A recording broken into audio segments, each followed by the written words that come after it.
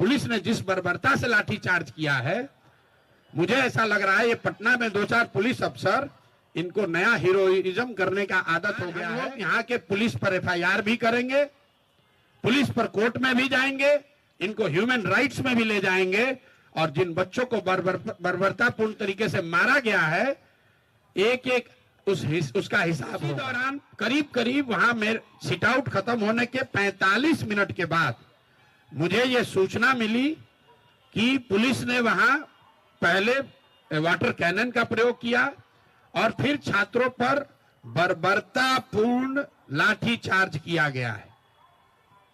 तो पहली बात मैं आपको क्लियर करना चाहता हूं कि प्रशांत किशोर वहां से नहीं हटे हैं।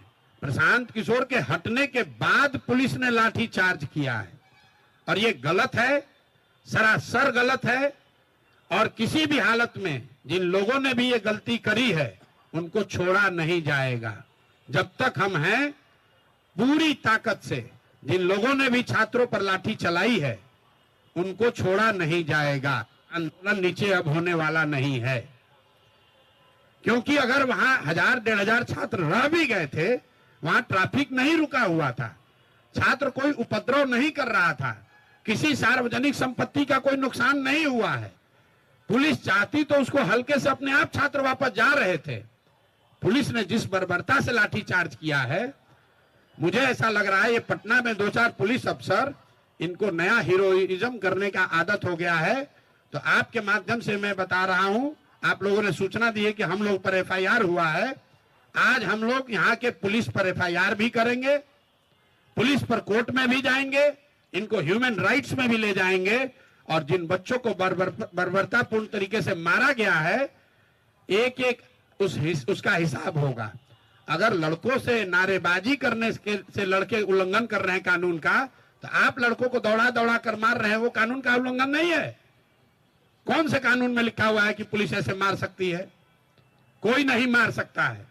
और अभी एक मौका में फिर से सबके हित में, हम लोग लफंगई करने नहीं आए हैं। मैं चाहता हूं और छात्र ये चाहते हैं कि उनका रास्ता निकले।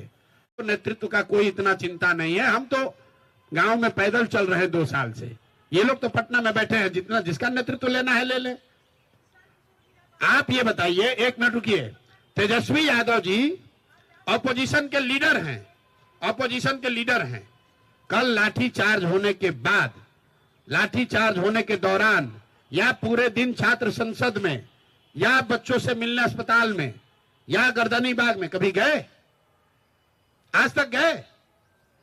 अगर कोई खड़ा था बच्चों को बचाने के लिए तो प्रशांत किशोर ही खड़े थे। हाँ, ये जरूर है, छात्रों का ये कहना है कि भैया अगर आप एक घंटा और रहते न तो हम लोग को कोई नहीं मारता। ये विश्वास भी छात्रों का प्रशांत किशोर पर ही है, दूसरे पर नहीं है। अपेक्षा है कि सरकार इस मामले को यहीं पर खत्म करेगी, बच्चों की बात को मानेगी, और बच्चे जो चाहते हैं जहां तक संभव हो सके उनकी बात को माना जाए। अगर सरकार नहीं मानेगी तो ये बच्चे, पूरे बिहार के युवा, जो लोग भी इन बच्चों के साथ सिंपैथी रखते हैं वो, और जो भी सरकार के इस लाठी तंत्र के खिलाफ हैं, वो सारे लोग पूरे राज्य में एक दिन भी हम लोग चैन से बैठने वाले नहीं हैं। और 2 जनवरी से अगर ये मामला नहीं निपटा तो मैं स्वयं प्रशांत किशोर, मैं इनडिफिनिट यहां पर धरने पर खुद बैठूंगा इन बच्चों के समर्थन में, इन 5 मांगों के समर्थन में। कहीं एक कदम भी पीछे हटने का सवाल नहीं है।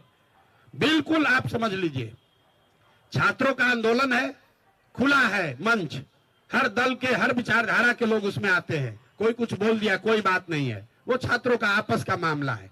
ये जो लड़के हैं अगर हमारे खिलाफ बोल रहे हैं, पक्ष में बोल रहे हैं, कोई शिकायत नहीं है, मेरी इनसे कोई शिकायत नहीं है। हम राजनीति करने नहीं आए हैं। जितने लोग यहाँ बैठे हुए, आपको मालूम है 2.5 बरस में मैंने किसी भी आंदोलन में, धरने प्रदर्शन में हिस्सा नहीं लिया है। ये पहला ऐसा मौका है जब मैं सब कुछ छोड़कर इन बच्चों के साथ खड़ा हूं।